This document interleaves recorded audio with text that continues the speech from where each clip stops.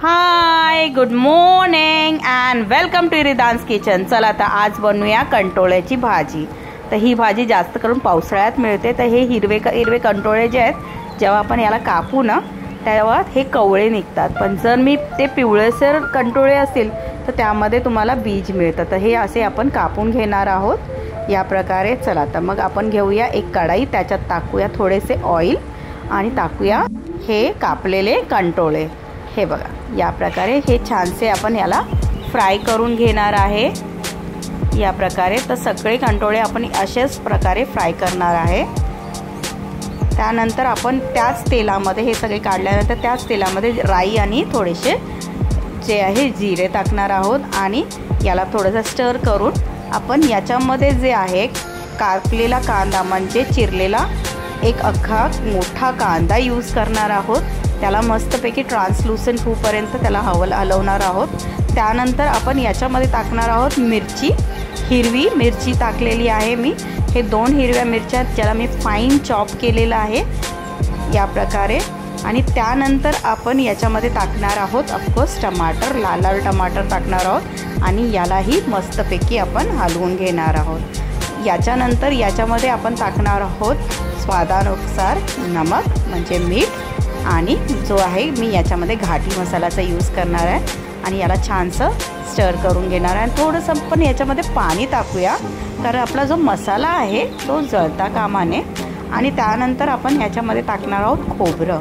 हे ओला खोबरं आहे, मस्तपैकी मी किसून घेतलं आणि याला छानसं आपण आता स्टर करणार आहोत। त्यानंतर थोडंसं अजून पाणी टाकूया कारण खोबरं थोडंसं शिजलं पाहिजे।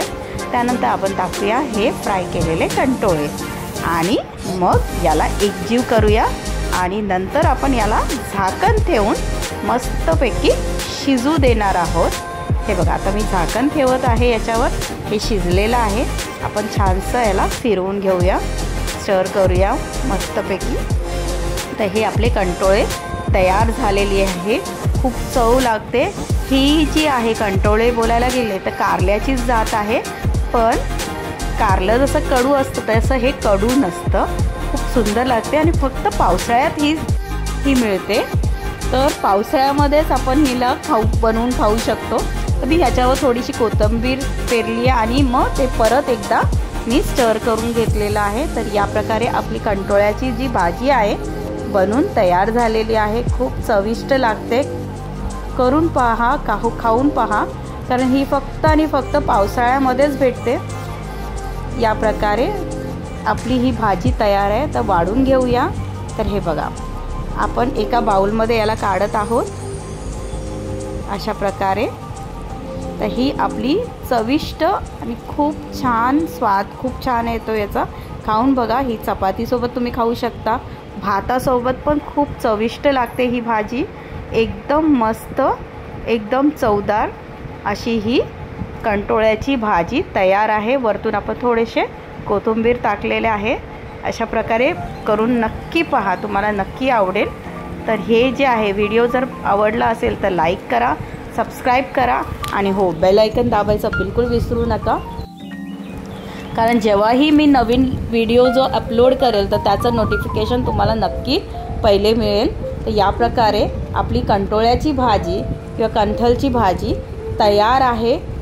याला इंग्लिशमध्ये स्पाइन गॉड बोलतात, पण ही कारल्यासारखी कडवट नाही। कारल्याचीच जात आहे पण कारल्यासारखी कडवट नाही। तर ही भाजी तुम्ही भातासोबत खाऊ शकता, भाकरीसोबत खाऊ शकता। आणि हो व्हिडिओ आवडला असेल तर लाईक करा, सबस्क्राईब करा आणि बेल आयकन दाबायला बिलकुल विसरू नका।